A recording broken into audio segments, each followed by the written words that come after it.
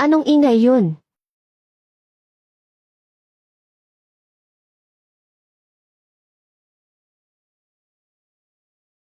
Diyos ko, buhay pa.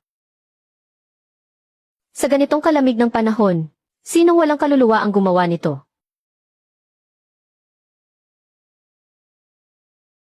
Ang init. Sa wakas, mainit na. Ang payat ng babaeng ito. Pero ang init niya. Ineng, ang tindi ng kapit mo sa buhay. Kahit sa umaga, halos walang dumadaan dito. Kung hindi lang naubos ang gamot ni nanay ngayon, hindi ako akyat ng bundok para maghanap ng halamang gamot. Paubos na rin ang bigas sa bahay. Wala pa ring gamot para kay Xiaohu. Tapos mag-uwi pa ako ng isa pang bibig na papakainin. Bahala na, isang buhay pa rin naman ito. Hanggat hindi tayo mamamatay sa gutom, sabay-sabay natin itong pagdadaanan. Itong babaeng to, halos mamatay na rin sa gutom. Pero kinuha pa rin ako. Sa dati kong buhay, namatay ako sa sobrang pagod sa trabaho. Walang sinumang nakialam. Pero sa buhay kong ito, isang estrangherong isinasakripisyo ang buhay para lang painitin ako. Sige na, iniligtas mo ang buhay ko. Mula ngayon, magkasama na tayo. Kung magiging mabuti ka sa akin, gagamitin ko lahat ng kaalaman ko para sa iyo.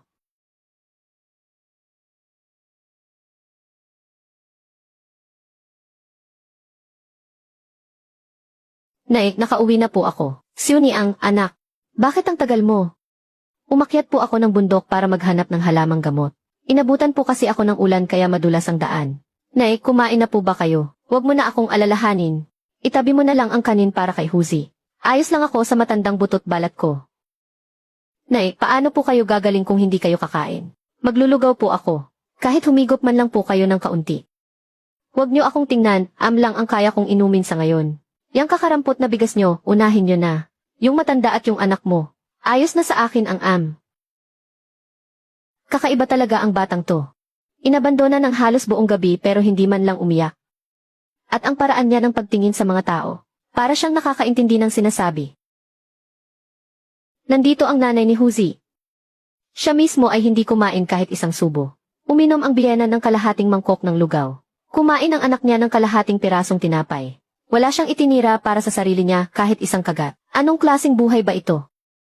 Ineng, ano ang apelyido at pangalan mo? Hindi alam ni nanay, pero dahil napadpad ka na sa aming tahanan, mula ngayon ang itatawag ko sa iyo ay Nyanfu. Umaasa sa swerte. Dahil sa pamilya natin, kulang tayo sa lahat. Maliban sa hirap, baka sakaling kapag inisip natin, ay bigyan tayo ng langit ng swerte. CJ, Lin Nyanfu. Tinatanggap ko ang pangalang iyan. Huwag kang mag-alala, siguradong darating ang swerte. Ako ang swerte mo.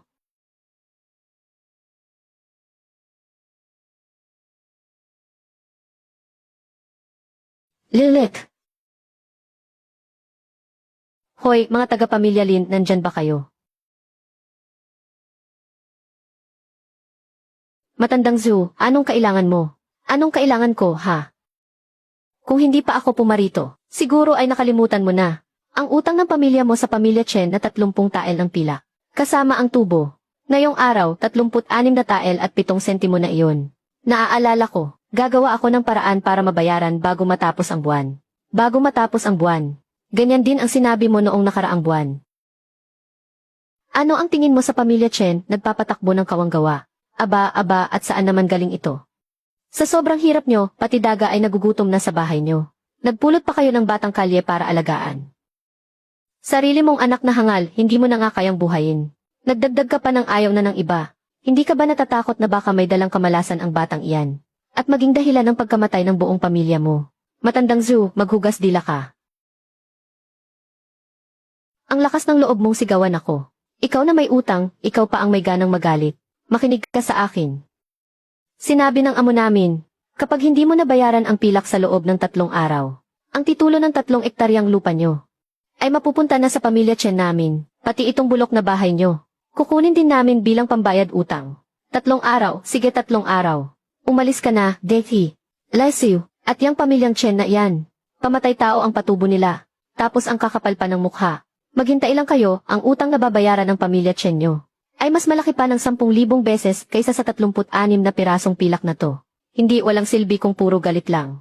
Kailangan kong humanap ng paraan. Kailangan ko munang malusutan to.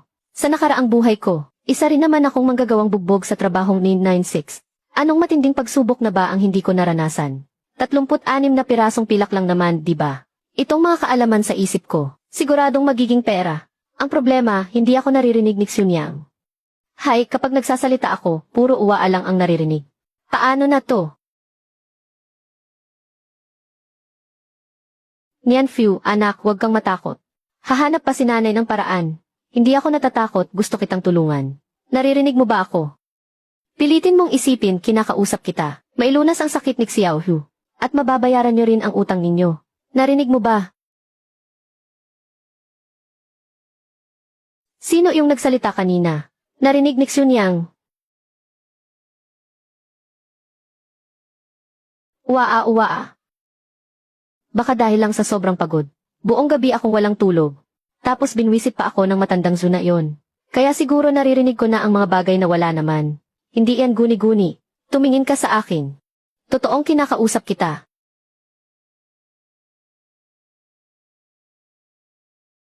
Ikaw nga ang nagsasalita. Ako. Mabutit narinig mo rin ako. Ate, hindi na eh. May sasabihin akong napakahalagang bagay sa iyo. Ang anak mong si Xiaohu ay hindi isinilang na ganyan. Anong sabi mo? Hindi isinilang na ganyan si Xiaohu. May naghalo sa lugaw na kinakain niya, ng isang uri ng pulbos na pampapipi. Ito'y isang mabagal na lason. Kapag matagal itong kinain, magiging tulala at pipi ang isang tao. Pero hindi pa huli ang lahat. Gamit ang paraan ng pagsusuka, mailalabas niya ang lason sa kanyang tiyan. At gagaling siya. Siya, ano ka ba talaga? Isipin mo na lang na isa akong kakaibang nilalang. Pero maaari mo itong patunayan. Puntahan mo at amuyin. Ang lugaw na laging kinakain ni Xiaohu. Amuyin mong mabuti. Mayroon itong bahagyang amoy ng mapait na almendras. Ang ordinaryong bigas ay imposibleng magkaroon ng ganyang amoy.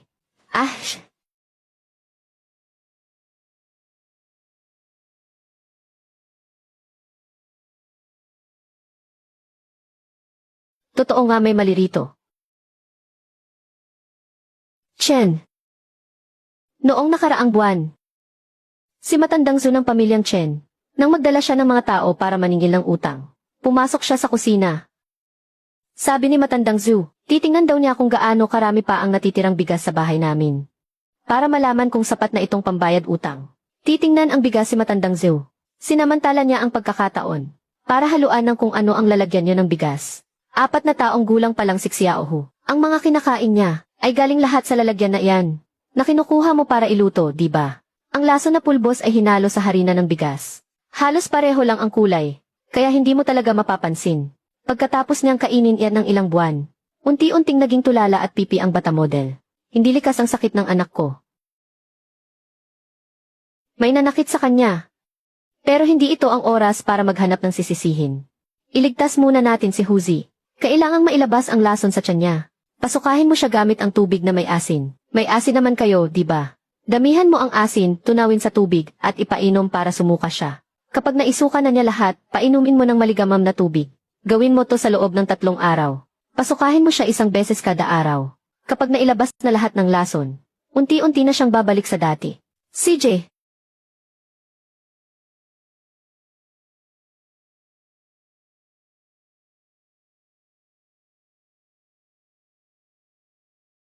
Nanay ni Huzi, patawarin mo ako.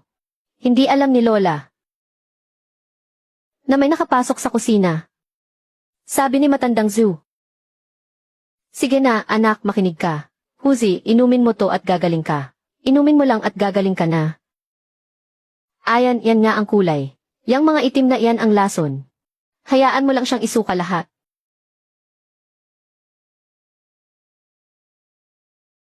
Nanay.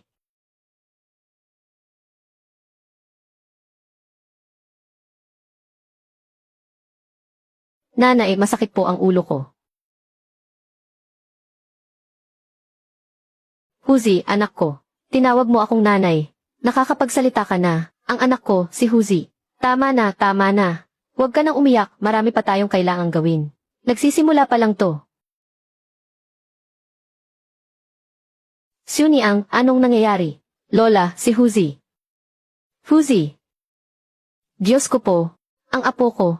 Nagsalita ka na. Hahaha, nagsalita na si Huzi.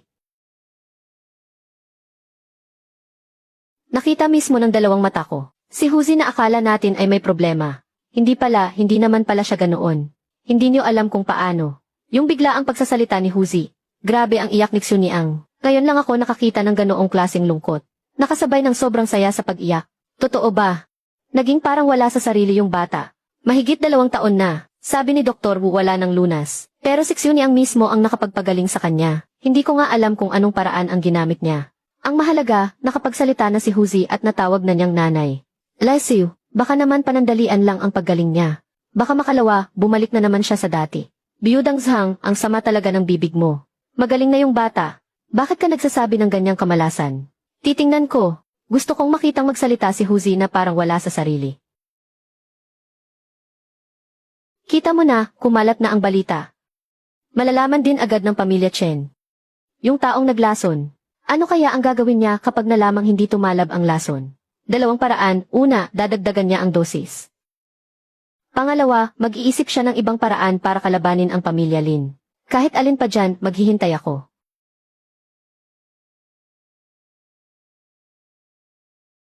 Inay, bakit laging nakatingin sa akin si kapatid? Bata pa kasi siya, kaya lahat na nakikita niya pinagtatakhan niya. Tinitingnan ko lang kung kumusta na ang paggaling mo. Mabuti naman at namumula-mula na ang mukha mo. Normal na rin ang reaksyon ng mata mo. Kahit mabagal kang magsalita, malinaw naman ang iyong sinasabi. Halos nailabas na lahat ng lason sa katawan mo. Kailangan pa siyang pasukahin ng 2 araw. Para masigurado lang. Nian Fu, sinasabi mo bang kailangan pang sumuka ni Huzi ng 2 araw?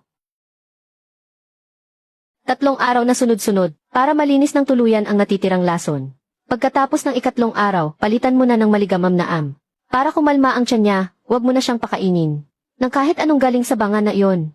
Basagin mo na lang ang banga na iyon.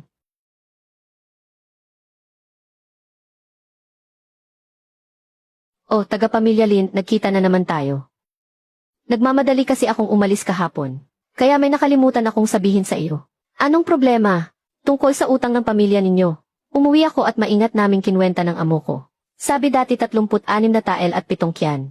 Nagkamali sa kwenta kasama na ang puhunan tubo at multa. Dapat ay 42 tael at 3 kyan. Nadagdagan ng 6 na tael sa isang gabi lang. Tubo na tinubuan pa. Malinaw na nakasulat dito itim sa puti. Nilagyan mo to ng tatak ng hinlalaki mo noon. Peke yan ang dadaya siya sa kwentahan. Tignan mong maigi. Yung numero sa 2 linya. Idinagdag lang yan dyan. Iba ang kulay ng tinta kumpara sa mga nauna. Yung mga naunang salita sulat ng lumang tinta. Medyo kulay abo na yung 42 sa 2 linya ay bagong tinta. Mas maitim at mas makintab ang kulay.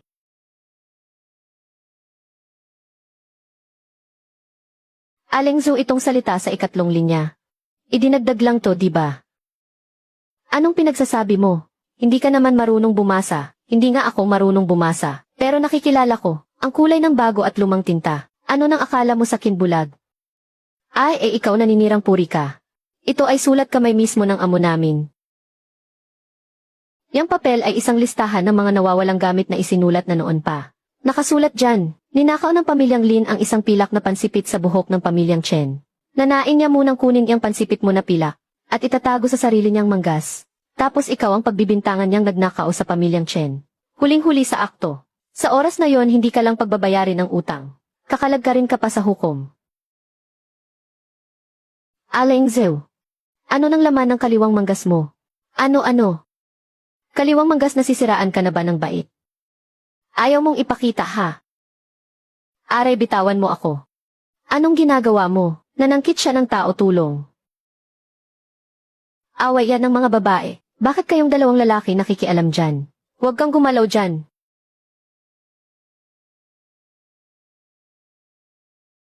Ito ang dot ko. Nawala ang pilak na panusok ko noong 1 buwan. Akala ko nawala ko lang. Yun pala, may nagnakaw. Ninakaw ni Ginang Linfang ang isang pilak na panusok ng mga Chen. Nahuli sa akto, isumbong sa kinaukulan. Gusto tayong idiin itong si Matandang Zhu. Una, nagnakaw ka ng gamit ng iba. Tapos, babaliktarin mo na sila ang nagnakaw sa'yo. Masyadong masama ang ugali niyong mga Chen. Galing mo, Xiuniang. Ikaw, Matandang Zhu. Hindi pa ba sapat yung paniningil mo ng utang dati? Ninakaw mo pa ang panusok nila. Ang kapal ng mukha mong gawin yan. Hindi ganyan mang-api ng tao. Kahit isang panusok lang ng mahirap, hindi mo pa pinalampas. Hindi. Wala akong kinalaman, hindi ako ang naglagay niyan.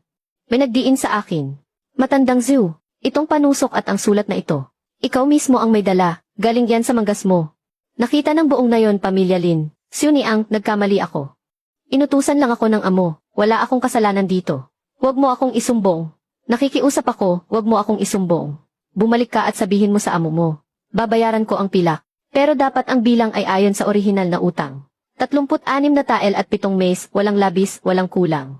Sa susunod naman daya kayo sa utang. At idiin ulit ako.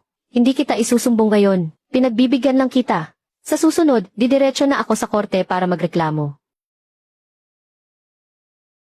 Napaalis natin ang masamang matanda. Xiu Niang, gumaling ka na talaga model.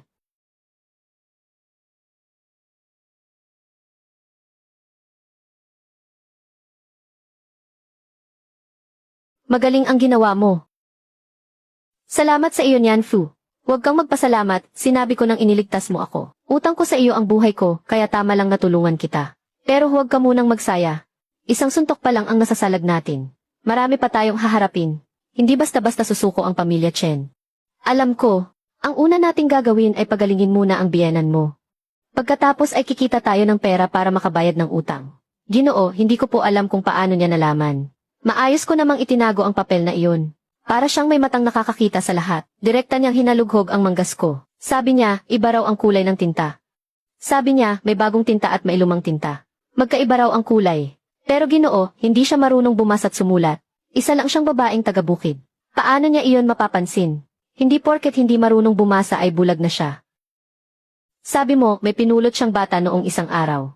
Hindi malaman kung saan niya napulot. Isang sanggol na babae na ilang araw palang isinilang. At saka yung anak ng kapitbahay na mahina ang isip. Bigla na lang gumaling. Kumalat na sa buong nayon ang balita. Sabi-sabi, si Xiu Niang daw mismo ang gumamit ng sarili niyang paraan. Para mapagaling ito. Nakakapagsalita na ngayon ang bata at nakakatawag na ng mga tao. Kahit si Dr. Wu, sinabing wala na itong lunas. Paano niya iyon nagamot? Isang mahirap na babae na hindi man lang marunong bumasa, bigla na lang nakita ang pandaraya sa libro at nagamot pa. Ang batang pinainom ng pulbos na pampapipi. Yung pulbos na pampapipi, ikaw mismo ang naghalo. At siguradong walang ibang nakakita. Ang pulbos sa garapon ay sapat na para sa kalahating taon. Sa totoo lang, dapat ay lalo lang humina ang isip ng batang iyon. Ibig sabihin, may tumutulong sa kanya. Opo. Imbestigahan mo. Sinong mga nakita ng babaeng iyon nitong mga araw? Kung may mga tagalabas bang pumunta? At kung saan galing ang batang pulot na iyon? Kailan siya napulot? Alamin mong mabuti at sabihin mo sa tagapagtuos. Huwag mo nang madaliin ang pagsingil sa utang na iyon. Bakit ba nagmamadali ang amo? Masyadong garapal ang mga galaw niya. Madali siyang maging usap-usapan. Hayaan muna siyang isipin na nanalo na siya. Hintayin maging kampante siya sa kaisara ang bitad. Chen Dehaw, akala mo naglalaro ka ng chess. Pero hindi mo alam, ako ang tunay na naglalaro sa likod ng lahat. Isa ka lang piyesa sa laro ko. Inay, ayaw na pong sumuka ni Huzi. Sige na anak, huling beses na lang ito. Simula bukas hindi mo na kailangang sumuka. Ipagluluto ka ni inay ng masarap na am. Nian Fu, halos na ilabas na ba ang lason sa katawan ni Huzi? Halos lahat na. Obserbahan pa natin ng kaunti. Bukas dapat makakain na siya ng maayos. Dahan-dahan ay gagaling din siya ng tuluyan. Pero ano? Mas malala ang kalagayan ng biyanan mo kaysa kay Huer. Nalason lang si Huer. Kapag nawala na ang lason, gagaling na siya. Ang biyanan mo ay may matagal ng karamdaman. Kulang na kulang siya sa lakas at dugo. Mahina ang mga baga niya. At matagal na siyang nakaratay sa higaan. Nasa sukdulan na ang kayang tiisin ng katawan niya. Ang mga ordinaryong halamang gamot ay pampahaba lang ng kanyang buhay. Hindi nito kayang gamutin ang pinagmulan ng sakit. Kung ganoon, anong gagawin natin? Sa likod ng bundok, alam mo ba yung daan sa bundok papuntang Pangil ng Agila? Alam ko, napakatarik ng daan na iyon. Karaniwan walang nangangahas na umakyat doon. Sa siwang ng batuhan sa kalagitnaan ng Pangil ng Agila, may tumutubong ligaw na ginseng. Paano ko ba ito sasabihin? Alam ko lang, nasa 60 o 70 taon na ang ginseng na iyan doon. Malalim ang pagkakabaon ng mga ugat nito, nakasiksik sa mga siwang ng bato. Kapag nilaga ang halamang iyon at ginawang sabaw, at ipinainom sa biyenan mo, kaya nitong ibalik ang nawala niyang lakas. Halos lahat ay maibabalik sa isang inuman lang. Yung lugar na iyon sa bangin ang tuktok ng Agila. Noong isang taon, umakyat si Zhao Da doon para mangaso. Nabali ang braso niya. Alam kong mapanganib.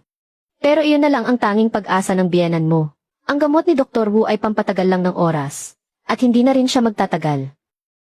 Bukas ng umaga ay pupunta ako. Isa sana akong bituin ang biyaya sa kalangitan. Ngunit hindi sinasadyang napadpad sa mahirap na pamilyang ito. Nian Fu, wala akong kahit ano sa buhay na ito. Pamilya ko lang ang meron ako.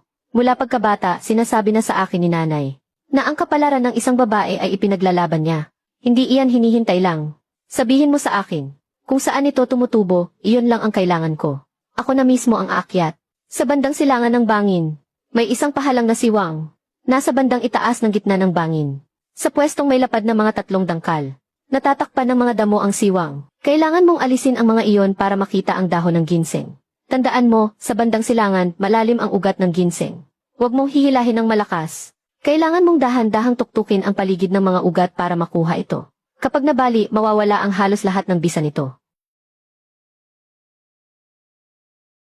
30 talampakan ang taas, sa bandang silangan, pahalang na siwang.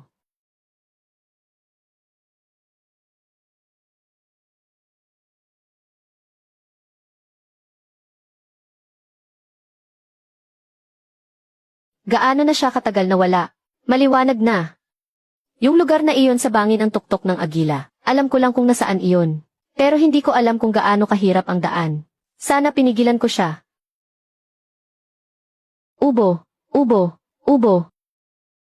Lola, uminom po kayo ng tubig. Ubo, ubo, ubo, ubo.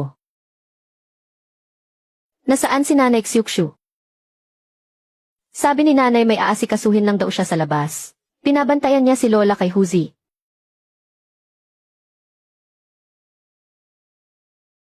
Ayon, nahanap ko na.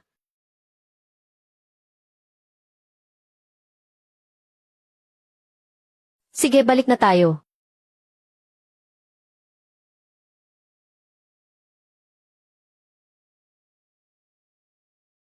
Humihinga pa.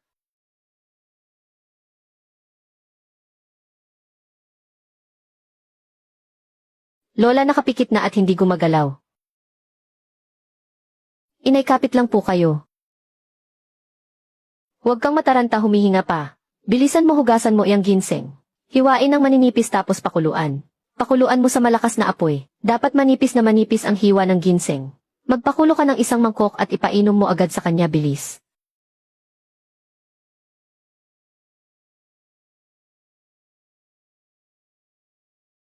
Inay, uminom po kayo. Kahit isang lagok lang po. Inay, Siuni, ang bakit puro dugo yung mukha mo? Inay, gising na po kayo. Sa wakas nagising ka rin. Lola, huwag niyo na pong takutin si Huzi. Kawawa naman ang apo ko. Siuxunyang, nandyan ka ba sa bahay?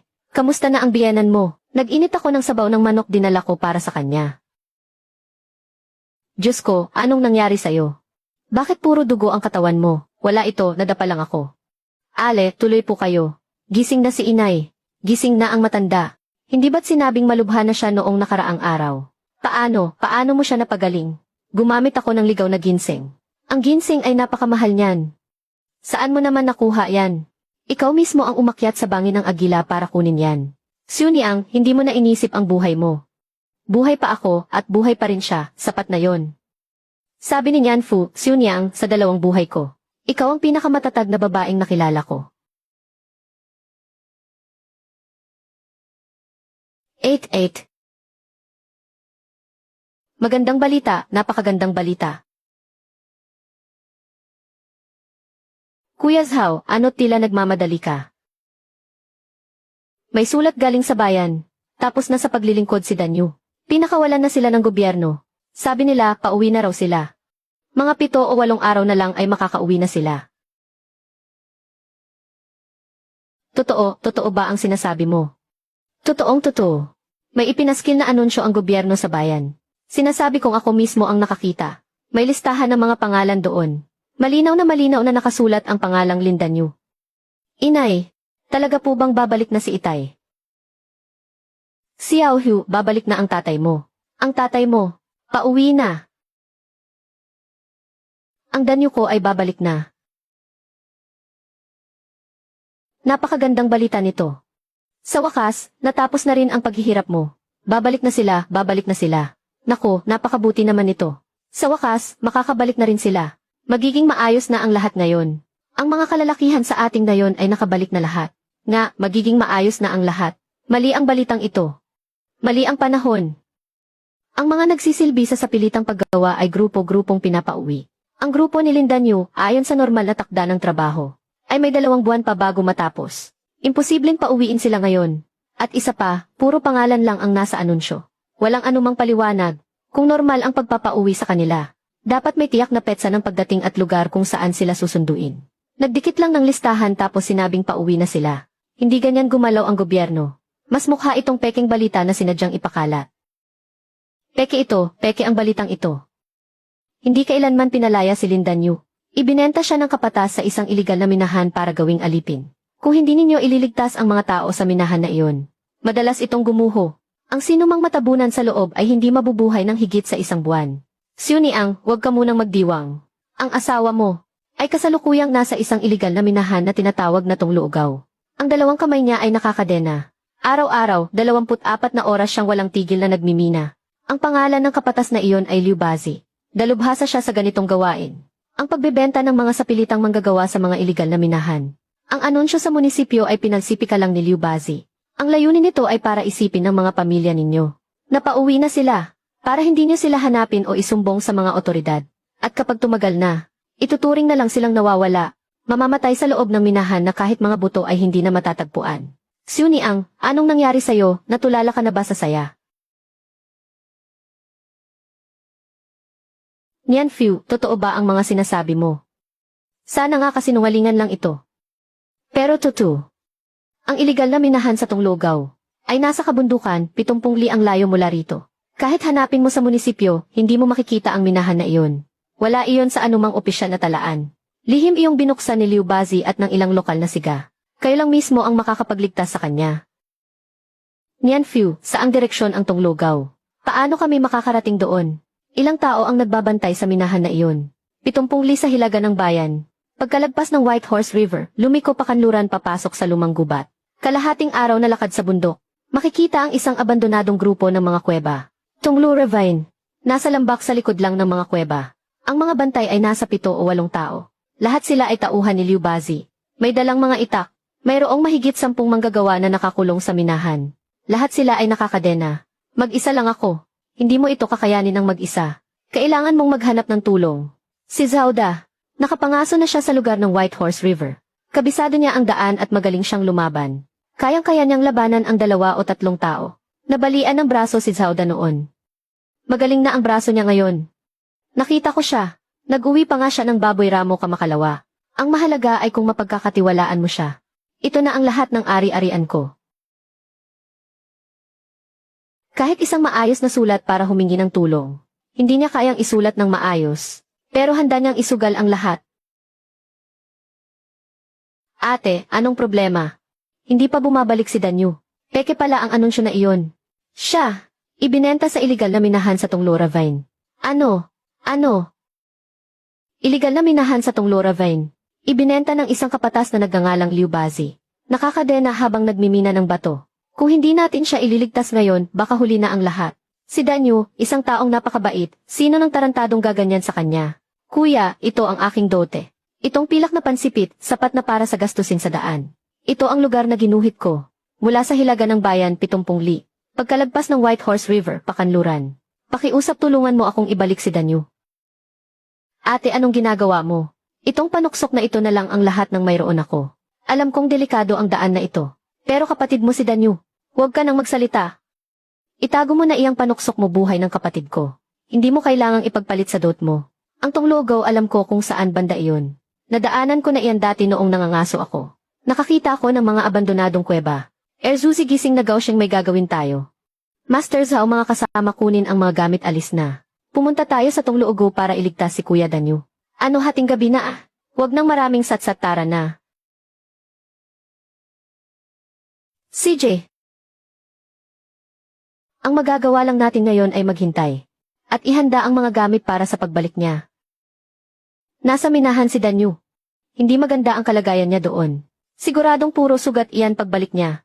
Hanapin mo si Dr. Wu at maghanda ka ng gamot sa sugat.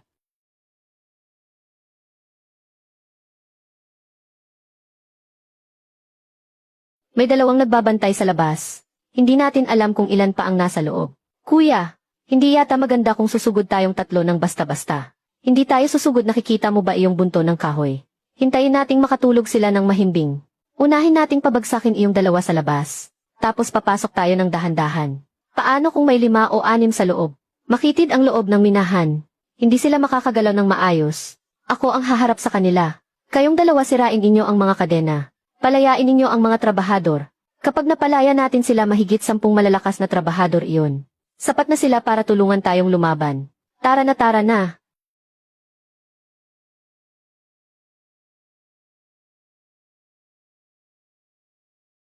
Hayop! Ay, ha ha ha.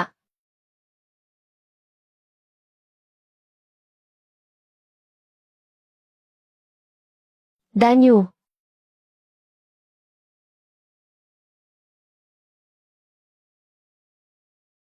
Nandyan ba si Liu Bazi?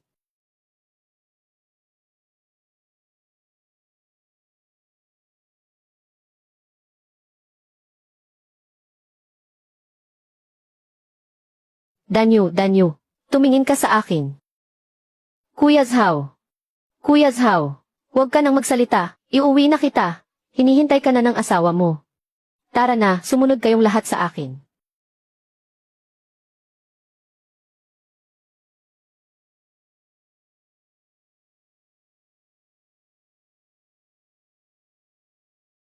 Inay, uwi po ba si Itay ngayon?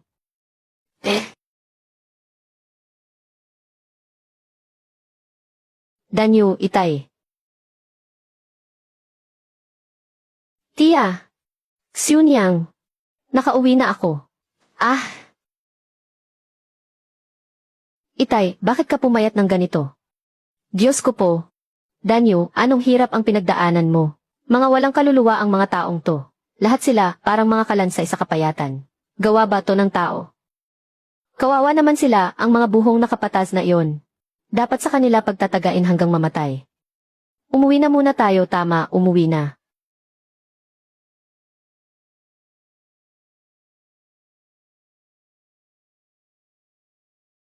Kumpleto nang nakauwi ang pamilya. Nakauwi ng buhay. Sa dati kong buhay, namatay akong mag-isa. Sa loob ng cubicle ko habang nag-o-overtime. Wala man lang umiyak para sa akin. Pero sa buhay na ito, ganito na lang kung umiyak ang pamilyang ito. Hindi dahil sa lungkot. Sige, nailigtas na sila. Ang susunod, kailangan kong tulungan ang pamilyang ito na bumangon.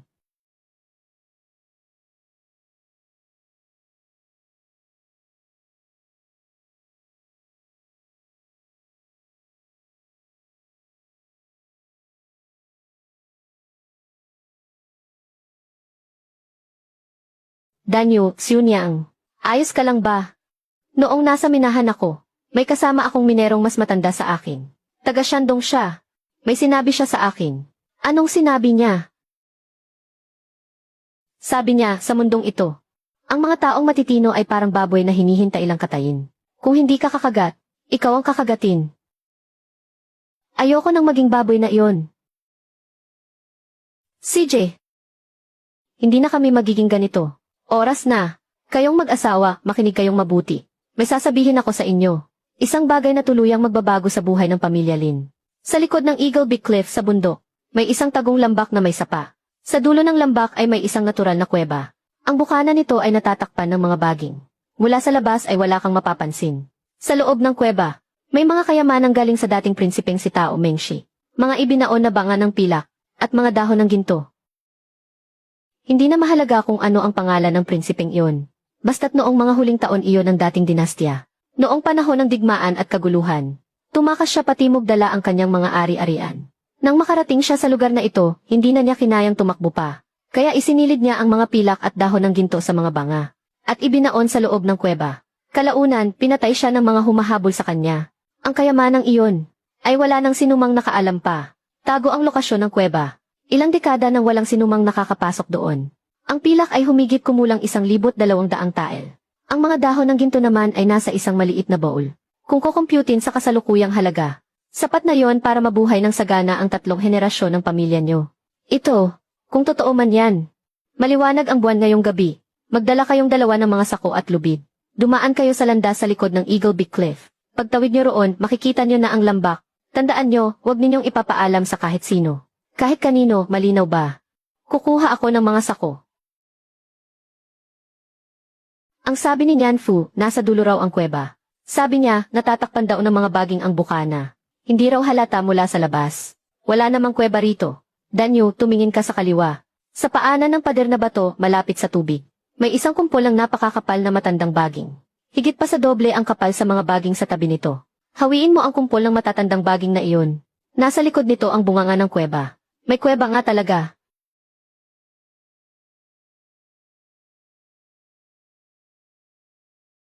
Ay ito. May laman nga talaga. Pilak nga talaga ito.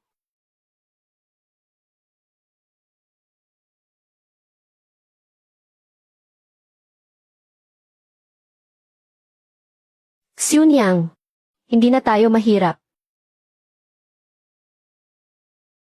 Nian Fu, totoo lahat ng sinabi mo. Totoong totoo lahat. Pero pakinggan mo ako. Kung paano natin gagamitin ang pilak na nahanap natin, ay isang malaking usapin. Hindi natin ito pwedeng gastusin ng sabay-sabay. Dahil makukuha natin ang atensyon ng lahat. Lalo na ng pamilya Chen. Kapag nalaman ni Chen Dehaw na bigla kayong nagkapera. Kahit sa panaginip niya, aalamin niya kung saan nanggaling ang pera. Kaya ano ang dapat nating gawin? Una, ngayong gabi, 100 tael lang ang kukunin natin. Ang matitira, aselyo ulit at iwan sa kuweba. Babalikan na lang natin kapag kailangan na. Ikalawa, bukas, pumunta ka sa bayan para magbayad ng utang. 36 na tael. Sakto lang, walang labis. Huwag mong gagamitin ng direkta ang mga bara ng pila. Masyadong agaw pansin yan. Hatiin mo ang mga bara sa maliliit na piraso ng pila. Ilagay mo sa isang supot na tela. Sabihin mo na lang na ipon ito mula sa sahod ni Danyu sa sapilitang paggawa. Ikatlo, pagkatapos mong magbayad ng utang. Gamitin ang natirang pilak para magtayo ng maliit na pwesto sa bayan. At anong gagawin doon? Ako ang magtuturo sa iyo. Gagawa tayo ng herbal na pagkain. Tungkol sa paggawa niyan, galing pa ito sa nakaraang buhay ko. Nag-overtime ako sa isang food company hanggang sa mamatay ako sa sobrang pagod.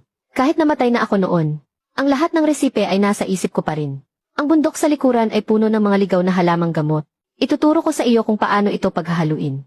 At kung paano ito iluto. Ang mga pagkaing maluluto mo, mas masarap pa sa kahit anong restaurant sa bayan.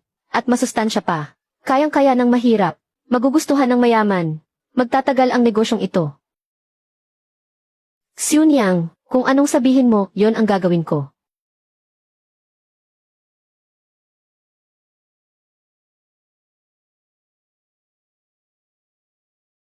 Sandali. May sumusunod sa atin. Huwag lilingon, magpanggap na walang napansin.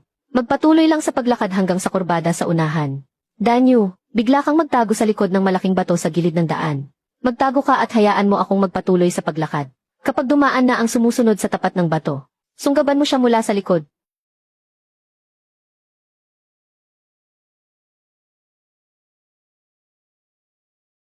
Ako to. Kapatid na Danyu. Ako to, si Zuna maglalako, wag mo akong patayin. Gabi na't gising ka pa. Bakit mo kami sinusundan? Ako'y nagmamadaling maghatid ng paninda sa kabilang baryo. Nagkataon lang na nakita ko kayong mag-asawa. Pababa mula sa likod ng bundok. Ay kaya na-curious lang ako. Wala akong ibang intensyon. Nagsisinungaling siya. Hindi dito ang daan kung magde-deliver ka. Ang daan na ito ay papunta sa bangin ng Agila. Walang baryong konektado sa likod ng bundok. Sinadya niya tayong sundan. At saka, tingnan mo ang pasan niyang paninda. Kung pasan-pasan niya iyon, paano siya makakalakad ng ganoon kabilis ng walang ingay? Ibinaba niya muna ang pasan niya, bago siya sumunod, o baka may nakita siya. Tio Zhou, nasaan ang pasan mo? Naiwan ko sa may kanto sa unahan. Hindi papunta sa kabilang baryo ang daan na ito. Sabi mo magde-deliver ka, saang baryo? Huwag na siyang tanungin. Hindi pwedeng iwan ang taong to dito. Pero hindi rin natin siya pwedeng saktan. Delikado kung kikilos tayo ng walang matibay na ebidensya.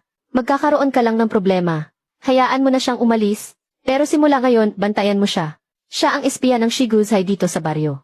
Kaya lang, hindi pa natin pwedeng ilantad ito sa ngayon. Hindi pa tamang panahon. Tio Zhao, wala kang nakita sa nangyari ngayong gabi. At wala kang alam. Naintindihan mo ba? Naiintindihan ko, wala akong nakita. At wala akong alam. Kagagaling lang ni Danyu sa minahan. Medyo mainitin ang ulo niya. Alam mo naman, ang mga taong galing sa ganoong lugar, ay mabigat ang kamay. Si Old Zhao ang target na babantayan. Kung espiya nga siya ng Shiguzai, Nakita niya kayong bumalik mula sa likod ng bundok ng hating gabi, na may dalang sako, kahit hindi niya alam kung ano mismo ang laman noon. Siguradong isusumbong niya iyan. Ang oras natin ay kinakapos na, malinaw ba?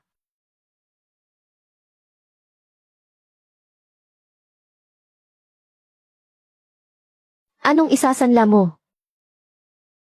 Hindi ako magsasanla. Magpapapalit lang ako ng baryang pilak. Ay ikaw, itong, saan galing ang pilak na ito? Foreman ang asawa ko sa Fuyao Public Service sa Hilaga. Binigyan siya ng severance pay na pilak. Kaming mga taga-probinsya ay hindi sanay sa malalaking piraso ng pilak. Gusto ko sanang ipabarya, para madaling gastusin. Ang pagpapabarya ay may bawas na 3%. Para sa pagtunaw, sa bawat 100 tael, 3 tael ang bawas. Ang mahal naman, gawin mo ng 2%. Sa Fushingshay na lang ako sa kabila magpapapalit. Huwag, sige na, 2% na, payag na ako. Ang galing ko talagang makipagtawaran mula pa sa dati kong buhay. Hindi na sayang ang natutunan ko. Ikaw, taga-pamilyalin ka ba? Anong sadya mo, wala rito ang amo namin? Palabasin ninyo si Matandang Zhu. Nandito ako para magbayad ng utang. Aba, himala at naparito ka. Sabi mo magbabayad ka ng utang. Ano naman ang ipambabayad mo? Iyang mga butot balat ninyong inahing manok. Saan mo nakuha yan? Ang perang tinanggap ng asawa ko sa serbisyo niya. Wala ka nang pakialam doon. Dito mo ba bibilangin sa labas? O papasok tayo para gamitan ng timbangan? Maghintay ka.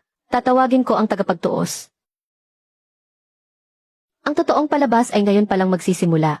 Pagdating ng tagapagtuos, hayaan mong sa harap ng lahat ng tao. Punitin niya ang kasulatan ng utang. Tandaan mo, kailangan niyang sabihin na ang pamilya Lin mula ngayon ay wala ng utang sa pamilya Chen.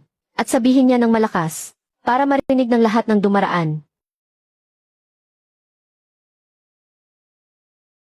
Kasulatan ng utang na 36 na tael at 7 kyan. Gino. Pakiusap, sabihin mo ito ng malakas. Ano? Pakiusap, sabihin mo sa harap ng lahat ng tao, na ang pamilya Lin mula ngayon, ay wala ng anumang utang sa pamilya Chen, at wala na ring anumang ugnayan. Ang pamilya Lin mula ngayon, ay wala ng anumang utang sa pamilya Chen, at wala na ring anumang ugnayan. Bayad na ang pamilya Lin. Iyong pamilya Lin na walang-wala, hindi ba't kararating lang ng asawa niya mula sa sapilitang serbisyo?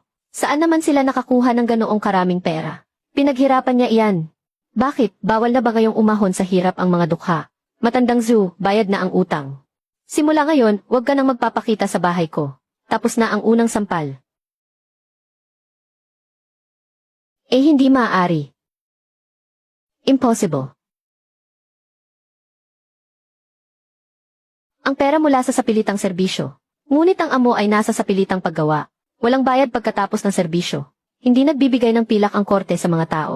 Alam ko po amo dumating na si Zhu na naglalako. Papasukin mo siya. Ginoong Chen, may balita po ako. Hindi ko po alam kung dapat kong sabihin. Kagabi hating gabi, nakita ko po ang mag-asawang Lin. Pababa mula sa Eagle Big Cliff sa likod bundok.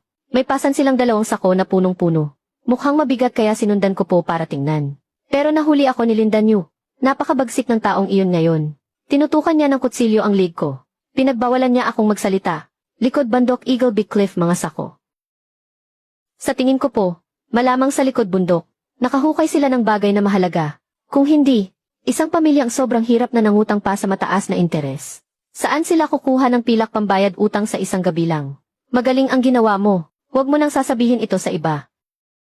Opo. Tikom po ang bibig ko. Heto mula ngayon kung may anumang kilos ang pamilya Lin.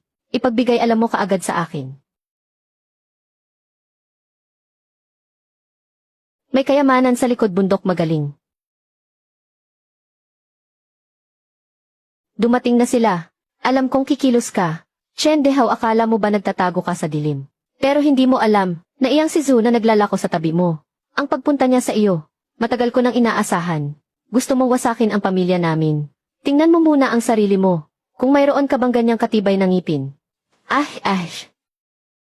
Nian Fu, sabi mo hindi titigil ang pamilya Chen. Ano kaya ang gagawin niya? Si Chen Dehao ay hindi isang ordinaryong mayaman lang dito. May kaugnayan siya sa kuta ng umangat-ngat buto sa kabundukan sa Hilaga. Yung mga tulisan na iyan nang haharang at nang kikidnap. Tinutulungan sila ni Chen Dehao na magbenta ng mga nakaw at maglaban ng pera sa bayan. Ang mga tulisan ang gumagawa ng maruruming trabaho para kay Chen Dehao. Yung mga hindi niya kayang gawin ng harapan. Si Zhu na tindero ang tagapagdala nila ng mensahe. Si matandang Zhu ng kuta ng mga tulisan. Kagabi, nakita niya kayong pabalik galing sa likod ng bundok na may dalang mga sako. Siguradong tumakbo na yun ngayon para magsumbong kay Chen Dehao. Hindi kikilo si Chen Dehao ng personal. Masyadong mababa para sa kanya. Ipapasa niya ang impormasyon kay Heiki ng kuta ng Shigu. Para utusan si Heiki na magpadala ng mga tauhan para manloob. Sa ganoon, kahit may mangyari pa, malinis pa rin ang pangalan ni Chen Dehao at lalabas na mga tulisan ang gumawa. Anong kinalaman ng pamilyang Chen niya doon? Kung ganoon, anong gagawin natin? Lilipat, tatakas. Kahit saan ka tumakbo, mahirap ka pa rin. Sa bagong lugar, wala kang pinag-ugatan. Mas madali kang aapihin ng iba. Hindi tayo tatakas. Tayo ang unang atake. Paano tayo atake? Tayong mag-asawa, kasama si Zhauda at ang ilang mga ngaso. Kaya ba nating talunin ang isang buong kuta ng mga tulisan? Hindi natin kaya. Kung lalabanan natin sila ng harapan, pagpapakamatay yon. Pero hindi ko sila haharapin ng direkta. Hahayaan kong sila ang maglaban. Sila ang maglalaban. Makinig kayong mabuti. 3 bagay ang gagawin ko. Una, bukas, pupunta ako sa bayan para kumuha ng pwesto. Umpisahan muna natin ang negosyong herbal food. Ito ang plano na ipapakita natin. Para makita ng lahat na ang pamilya Lin ay nagnenegosyo at kumikita ng normal. Sa ganoong paraan, magkakaroon ng matinong paliwanag kung saan galing ang ating pera. At wala nang mag-usisa pa kung bakit tayo biglang nagkapera. Pangalawa, kailangan kong hanapin mo ang isang tao. Sa silangang bahagi ng bayan, may isang naghihirap na eskolar. Ang pangalan ay Shen Qingyuan. Mahigit 30 taong gulang. Noong kabataan niya, nakapasa siya sa isang mataas na pagsusulit. Pero kinalaban niya ang mahistrado ng bayan. Tinanggalan siya ng karangalan. Ngayon, tagasulat siya ng mga liham para sa mga tao sa bayan. Sapat lang para may pangkain. Kahit nasawim palad na ang taong ito. Pero napakatalino niya, at napakatino ng kanyang pagkatao. Puntahan mo siya at kunin. Sabihin mo lang na kukunin mo siya para maging tagakwenta mo. Ang buwan ng sahod ay 2 tael na pilak. Isang sawim palad na eskolar. Mapagkakatiwalaan ba siya? Pinagbintangan lang siya.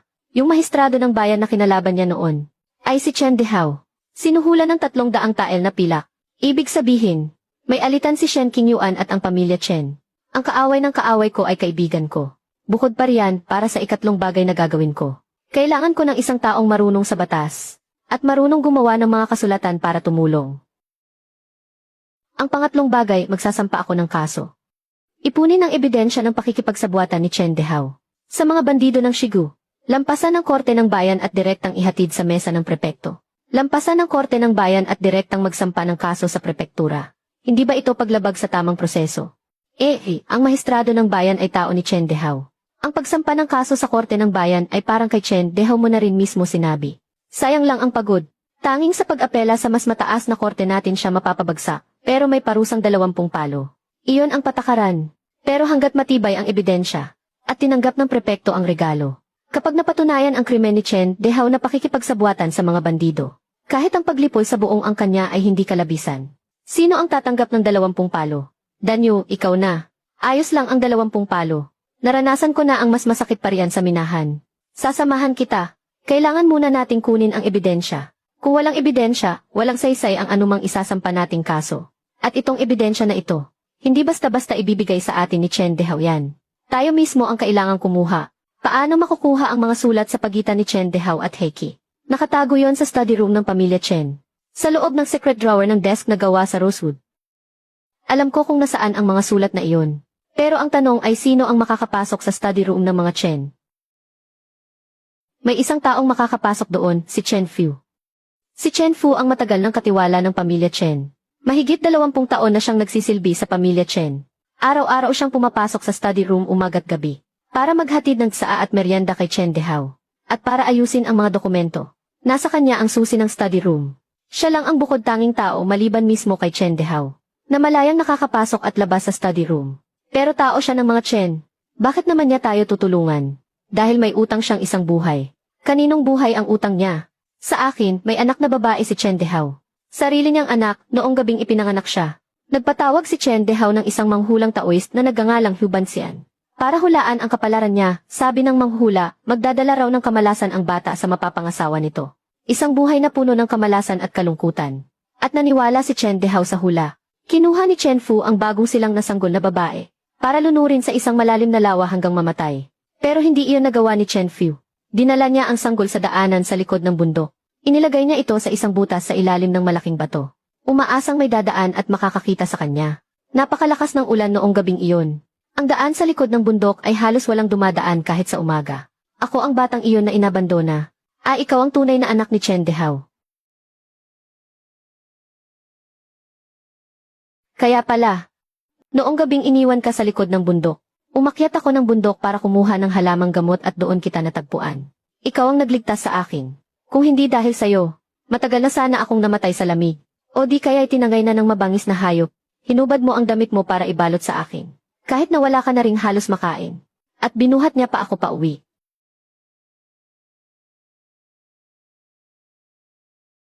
Anak ko, Nian Fu, aking Nian Fu, huwag ka nang umiyak. Makinig ka sa sasabihin ko. Si Chen Fu, kahit na taga-pamilya Chen siya, hindi niya ako pinatay. Pinili niyang hayaan akong mabuhay. Ibig sabihin, may konsensya pa rin siya. At saka, mahigit 20 taon na siya sa pamilya Chen. Nakita niya mismo ang mga ginawa ni Chen Dehao. Nagpapautang ng malaki at nagiging sanhi ng kamatayan ng tao. Nakikipagsabuatan sa mga bandido para manakit ng tao. Anak, imposibleng hindi siya binabagabag ng konsensya niya. Taya ko, basta't may magbigay sa kanya ng isang pagkakataon. Isang pagkakataon kung saan sa wakas, hindi na niya kailangang magtiis pa. Tutulungan niya tayo. Paano mo naman siya hahanapin? Hindi na kailangan. Sa mga susunod na araw, siya mismo ang pupunta sa atin. Bakit? Kasi, kanina noong nagbabayad ako ng utang sa tarangkahan ng mga Chen, nakita na niya ako. Nakita niya ang sanggol sa loob ng basket na kawayan. Matagal siyang tumitig. Hindi siya sigurado. Pero nagsisimula na siyang maghinala. Isang sanggol na napulot sa likod ng bundok. Isang sanggol na babae na ilang araw pa lang mula ng isilang. At ang sanggol na personal niyang inilagay sa likod ng bundok. Ang batang iyon. Nagtutugma ang lugar. Pupunta siya para kumpirmahin.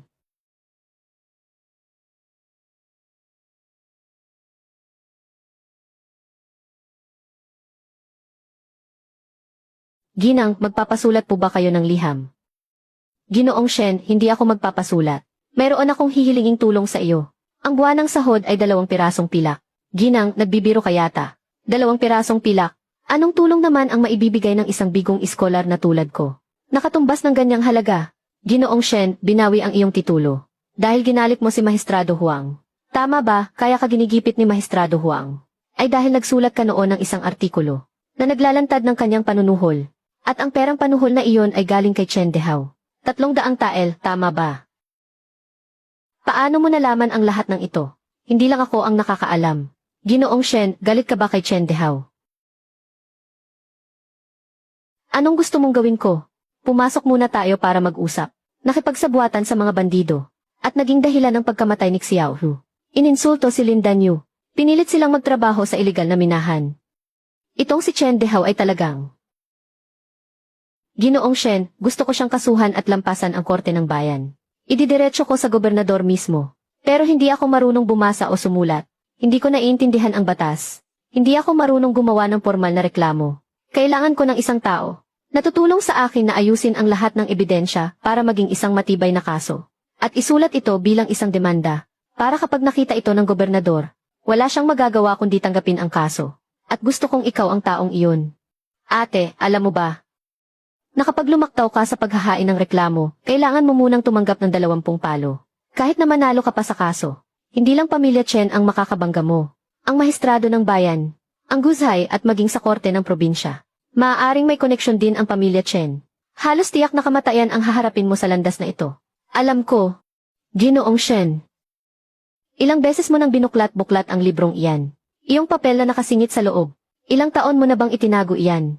Itinatago mo ang papel na iyan. Dahil hindi ka makapapayag sa nangyari. Pakiramdam mo, wala kang ginawang masama.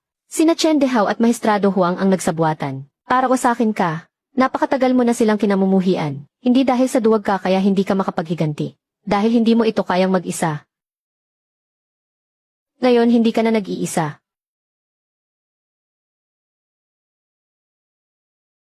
Sige, tutulungan kita. Ako na ang susulat ng salaysay. Kahit na mamatay pa ako. Pababagsakin ko pa rin si Chen Dehao. Nakalagay na sa pwesto ang pangalawang pyesa. Ha ha ha ha.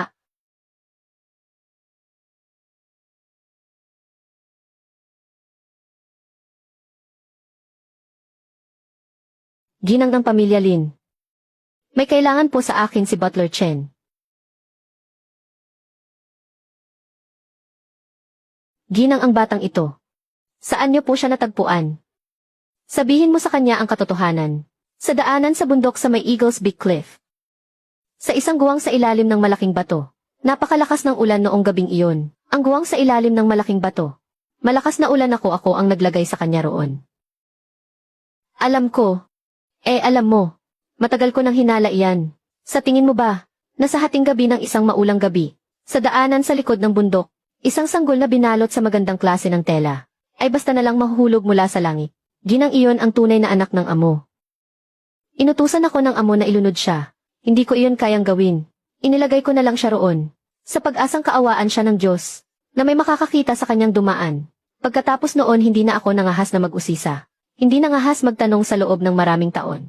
Tuwing 1 at 15 ng buwan, pumupunta ako sa templo para mag-alay ng dasal. Ipinagdarasal na sana iligtas at buhay pa ang batang iyon. Ilang araw ang nakalipas sa may pangunahing tarangkahan. Nakita ko po kayo, Ginang. Ang bata sa iyong basket na kawayan. Ang kanyang mga mata ay tulad ng sa asawa ng amo. Kamukhang kamukha ng yumaong ginang. Noon ko pa nalaman. Tio Chen siya nga. Hindi mo siya pinatay. Binigyan mo siya ng pagkakataong mabuhay. Dahil dyan, hindi kita kinamumuhian. Pero Tio Chen, may utang ka sa batang ito. At gusto kong bayaran mo ang utang na iyan ngayon. Sabihin mo kung ano ang kailangan kong gawin. Sa silid aklata ni Chen Dehao ay may mga sulat. Ang mga liham niya kay Guzhai Heiki. Nasa pinakailalim ng lihim na drawer sa kanyang mesa. Kailangan ko ang mga sulat na iyon. Sige, kukunin ko. Tio Chen, pasok ka muna, umupo ka at uminom ng tubig.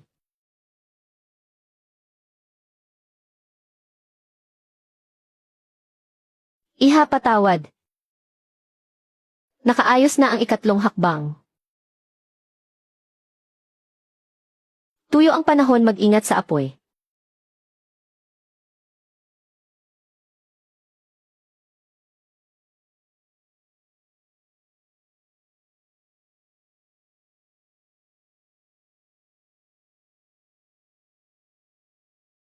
Sarili.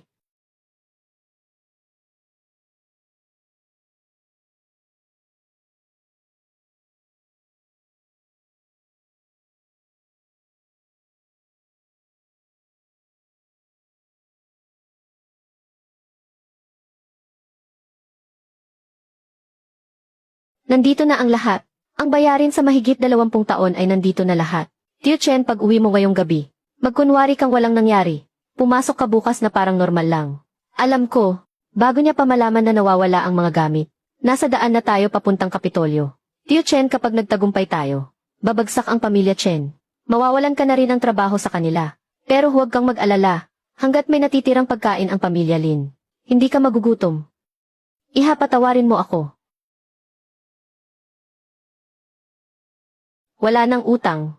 Pagkatapos ng gabing ito, wala nang may utang kaninuman. Nandito na lahat. Sapat na ang mga ito. Sapat na para pugutan ng ulo si Chen Dehao. Pagtatago sa mga ninakaw ng bandido. Pakikipagsabuatan sa mga bandido para magnakaw. Ayon sa batas ng Great Sioux, ito ay isang krimen na may parusang kamatayan. Hindi lang si Chen Dehao, pati na rin ang mahistrado ng bayan na may alam pero hindi nagsumbong. Hindi rin makakataka si Ginoong Huang. May record dito. 3 buwan na ang nakalipas. Sumulat si Chen Dehao ng liham kay Heiki. Inutusan niya itong iligpit ang grupo ng mga minero sa Tungluugaw. Ang nakasulat, isara ang kuweba, walang ititirang buhay. Isara ang kuweba, walang ititirang buhay. Kung nahuli tayo ng ilang araw, nailibing na sana ng buhay si Danyu sa loob. Dahil lang dito. Sapat na to para sa sentensyang kamatayan. Sa ikatlong talata, magdagdag ka ng isang pangungusap. Ang nagsasakdal, si Lin Danyu, asawa ni Ginang Lin. May mga galos pa rin sa katawan dahil sa kadena. Pwedeng suriin. Isang buhay na testigo, dagdag pa ang pisikal na ebidensya sa katawan niya. Mas kapani-paniwala kaysa sa kahit na ano. Mr. Shen, idagdag mo to. Ang mga sugat sa pulso ni Danyu. Pwedeng gamiting ebidensya at ipakita sa pinuno. At yung mga nailigtas na manggagawa. Tama, isang sama-samang petisyon. Mas may bigat yon. Zhao Da, yung 11 taong nailigtas nila. Lahat sila mga testigo. Sabihin mo kay Mr. Shen na sa reklamo. Ilakip niya ang mga pangalan at tirahan nila. Pagdating ng panahon, magpapadala ng mga tao ang pinuno para mag-imbestiga. Isang imbestiga lang, kumpirmado agad. O CJ.